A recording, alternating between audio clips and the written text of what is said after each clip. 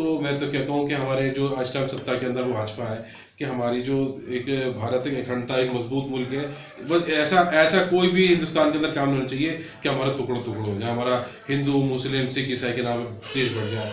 अगर एक दिन हमारा मुस्लिम देश बढ़ गया ना तो हमें जितने भी पक्ष सब बाहर की जो ताकतें हैं वो हम पे हावी हो जाएगी।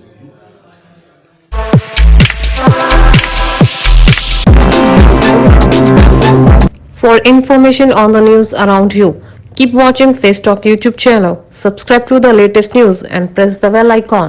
जी सर, आपका परिचय? मैं मोहम्मद सादिक, निगम पार्षद बल्ली मरान वार्ड 90 से और सिटी एसपी जोन का चेयरमैन हूँ। इससे पहले 2018-19 से बना था चेयरमैन और 2020-21 में जनता ने फिर मुझे यहाँ चेयरमैन बना के बिठाया है इस कुर्सी के ऊपर। जी मोहम्मद सादिक जी, पहले तो आप हमें सादिक का अर्थ बताइए, क्या होता है? सादिक का अर्थ होता है सच्चा, ईमानदार। वाह, सच्चा और ईमानदार, इसलिए आप राजनीति में प्रवेश किया या इत्तेफाकन हुआ? नहीं, मैं हमारे यहाँ 2012 में निगम पार्षद थे इमरान हुसैन जी, वो 2015 में एमएलए बन गया हमारी पार्टी से, आज मंत्री दिल्ली सरकार में है। उनकी सीट जो निगम की सीट थी, काउंसिलर सीट थी, खाली हो गई थी, तो उसके ऊपर उपचुनाव हुआ 2016 में। वो बाई इलेक्शन में जीता था हमारी पार्टी। अच्छा, उपचुनाव हुआ था? हाँ, उसमें मैं चुनाव लड़ा था 2016 में, हमारी पार्टी में सबसे ज़्यादा वोटों से जीता था मैं। फिर वही जनरल इलेक्शन 2017 में हुआ, उसमें भी दिल्ली में सबसे ज़्यादा हमारी पार्टी सबसे ज़्यादा वोटों से मैं जीता था, तो इसलिए 2016 में बाई इलेक्शन लड़ा, जनरल इलेक्शन 2017 में लड़ा मैंने, 2 इलेक्शन लड़े मैंने। अच्छा अच्छा अच्छा, चलिए अब बात उपचुनाव की ही करते हैं। 28 तारीख को दिल्ली में उपचुनाव है, आम आदमी पार्टी के 5 कैंडिडेट उतर रहे। एक समय आपने भी उपचुनाव में लोगों दिल में जो जगह बनाई से 1 साल में, इसलिए लोगों ने बार बार आपको प्यार दिया और अपना आशीर्वाद देके निगम पार्षद की सीट पे बिठाया।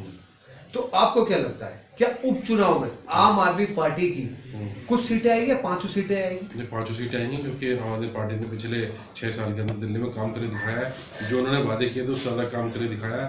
तो मुझे हमें पूरी उम्मीद है जनता उसको सरता ताज फिरा के दोबारा जो उपचुनाव के अंदर जो है 5 सीटों जिताएगी।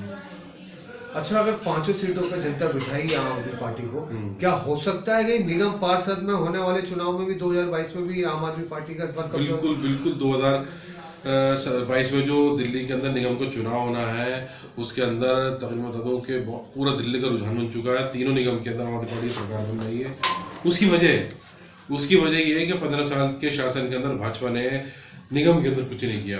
आज 15 साल के शासन का नतीजा ये निकला है कि आज वो ना तो सफाई कर्मियों को, ना हेल्थ वर्कर्स को, ना डॉक्टर्स को, ना टीचर्स को, किसी को भी तनख्वाह नहीं दे पा रहा है। ये रिजल्ट है 15 साल के उनका शासन का, आप इससे अंदाजा ला सकते हैं।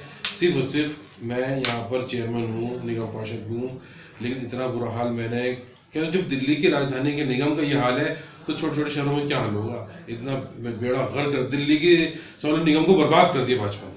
आप कोई भी, आप ज़्यादा बड़ा छोटा हो नहीं, आप एक ड्राइव बर्थ सर्टिफिकेट काम कराने चले जाइए, वो देखिए कितनी दिक्कत आएंगी आपको, उसको कितनी रिश्वत देनी पड़ेगी। एक छोटा सा सिंपल सा काम बता रहा हूँ, उसके अंदर देख लीजिएगा आपको आपकी चप्पलें गिर जाएंगी। लेकिन भारतीय जनता पार्टी ने आम आदमी पार्टी पर इस बार मोटे आरोपों का सिलसिला जारी रखा था, आपने देखा होगा। देखिए, आम आदमी पार्टी जो भाजपा है वो काम की राजनीति तो करती नहीं है, वो तो आरोप रहता है, आरोप धम की राजनीति करती है।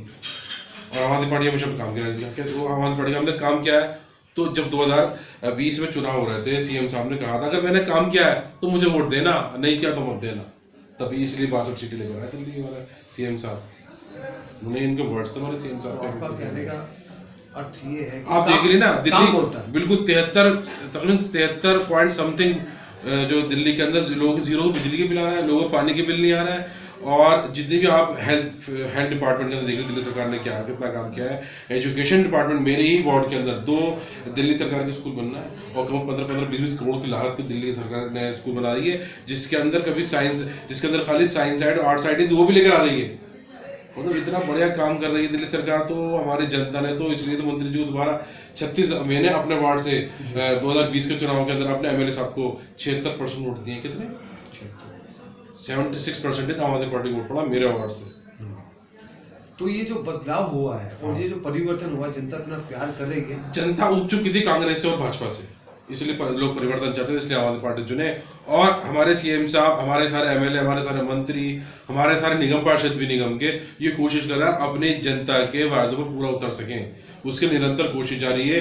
इसलिए हर हाउस के अंदर अपने मुद्दे उठाते हैं, लेकिन पक्ष के अंदर भाजपा है, वो हमारे पक्ष वो पक्ष आवाज दबा देती है, इसलिए हमें वहाँ खामोश होना पड़ता है। अब आपके कार्यकाल लगभग 1 साल हो गया, बिल्कुल। तो क्या दोबारा चुनाव लड़ेंगे आप? अगर पार्टी चाहेगी, पार्टी सर्वे कराएगी मेरा, अगर मैंने अच्छा काम किया होगा तो पार्टी मुझे टिकट देगी, मैं दोबारा चुनाव लड़ूंगा। अच्छा, अब दोबारा चुनाव लड़ते हैं और आप जीतते हैं, तो आपका मुख्य एजेंडा इस बार क्या रहेगा क्षेत्र में? क्षेत्र के अंदर मेरा जो एजेंडा है इंक्रोचमेंट का है।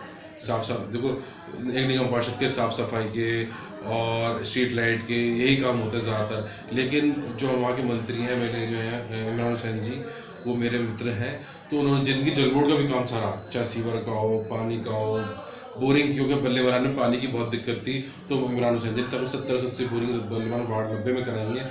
सारा काम मैं ही देखता हूँ, पूरा ऑफिस में मंत्री जी का मिलेगा, सारा कोशिश ये रहती है कि सारे मैं काम खुद करूँ। लेकिन इंक्रोचमेंट का एक ऐसा मुद्दा है पुरानी दिल्ली के अंदर, वॉलेट सिटी के अंदर एक बहुत बड़ा मुद्दा है, लोगों को बहुत जूझना पड़ रहा है। जिस तरह चांदनी चौक पे काम हो रहा है रीडेवलपमेंट का, ये काम है बल्लेवान अपने वार्ड में लेकर आ रहा है।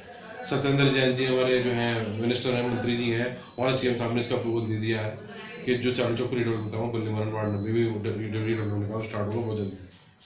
जी, एक मैं आखिरी प्रश्न आपसे पूछना चाहता हूँ, क्या आप भारतीय जनता पार्टी, जिनके नरेंद्र मोदी जी हमारे भारत के प्रधानमंत्री, क्या उनकी जो अपेक्षाएं, आप उनसे संतुष्ट हैं उनकी अपेक्षाओं से? हमारे प्रधानमंत्री जी हमारे माननीय सबके हैं, वो प्रधानमंत्री आपकी भी, मेरे प्रधानमंत्री, हम सबके प्रधानमंत्री हैं, हम उनका बहुत आदर करते हैं, सम्मान करते हैं। लेकिन कुछ नीतियां ऐसी हैं उनकी जिससे आम जनता को दिक्कत होती है। हमारी तो आपके माध्यम से ये अपील हमारे प्रधानमंत्री से कि आप कोई भी पार्टी हो, चाहे कांग्रेस हो, आम आदमी पार्टी हो या भाजपा हो, जो भी काम करे जनता हित के अंदर करे, कि धर्मनिरपेक्ष वाला काम ना करे। जो भी काम हो, क्योंकि जनता बहुत आस लेकर वोट देती है और कुछ उम्मीद होती है कि हमारा भविष्य ये जो है आदमी बढ़िया करेगा, लेकिन कुछ जगहों पे हम जो है हमारी जो जनता है पूरे हिंदुस्तान की निराश है। पीएम साहब, समय ने आपको राजनीति सिखा दी सीख गया, एक युवा है, नई उम्र है, अभी तो आपने बड़े उतार चढ़ाव देखने। अच्छा, फेस वार्ता के माध्यम से कुछ कहना चाहिए देशवासी को? नहीं, देशवासी को मैं इतना कहना चाहूँगा कि हिंदुस्तान एक दुनिया में एक ऐसा मुल्क है जहाँ हिंदू, मुस्लिम, सिख, ईसाई सब रहते हैं, एक वाहिद, जहाँ पे हिमालय पर्वत भी है, राजस्थान के रेगिस्तान भी है, और अंडमान और बंगाल भी है, समुद्र भी है, और जहाँ पे सबसे ज़्यादा बारिश भी होती है चेरापूंजी के अंदर, एक सारा मिक्सचर है। तो मैं तो कहता हूँ कि हमारे जो आज टाइम सत्ता के अंदर भाजपा है, कि हमारी जो एक भारत की अखंडता, एक मजबूत मुल्क है, बस ऐसा कोई भी हिंदुस्तान के अंदर काम नहीं होना चाहिए कि हमारा टुकड़ा हो जाए, हमारा हिंदू, मुस्लिम, सिख, ईसाई के नाम देश बढ़ जाए। अगर एक दिन हमारा मुस्लिम देश बढ़ गया ना, तो हमें जितने भी पक्ष सब बाहर की जो ताकतें हैं वो हम पे हावी हो जाएंगी। देखिए, सादिक का मतलब होता है सच्चा और ईमानदार। शायद इन दोनों बातों में आज के इंटरव्यू का निर्णय निकलता है। अब दूसरी बात, एक युवा है, युवा एक जोश, एक नया परिवर्तन लेके चलता है। युवा समझता है कि परिवर्तन करना जरूरी है, और सादिक भाई ने किया और वो उसमें कामयाब भी रहे। लेकिन एक बात इनकी मेरे दिल को छू गई, लोकतंत्र देश में मैं भी विचार रख सकता हूँ अपने। इन्होंने कहा कि प्रतिनिधि या पार्टी कोई भी हो, जनता इसे चुनती है, बड़े विश्वास के साथ चुनती है और बड़े भरोसे के साथ चुनती है। बड़ी गहरी बात कही इन्होंने कि वो जिसे चुने वो सिर्फ काम करे। इससे ज्यादा मैं क्या कहूँ, जनता समझदार। 28 तारीख को उपचुनाव में पता चल जाएगा जनता किसे प्यार करती है, और आने वाले 1 साल के बाद भी शायद इसी रुझान से उस रुझान का थोड़ा सा आइडिया लगेगा। लेकिन आज के जो खास मेहमान है, दिल छू लिया। हिंदू, मुस्लिम, सिख, ईसाई आपस में है सब भाई भाई, एकता में ताकत है। इसी के साथ लेता हूँ विदाई। मैं राजा राय, फेस वार्ता कैमरा हमारे विचार आपके कैमरामैन मुन्ना भाई।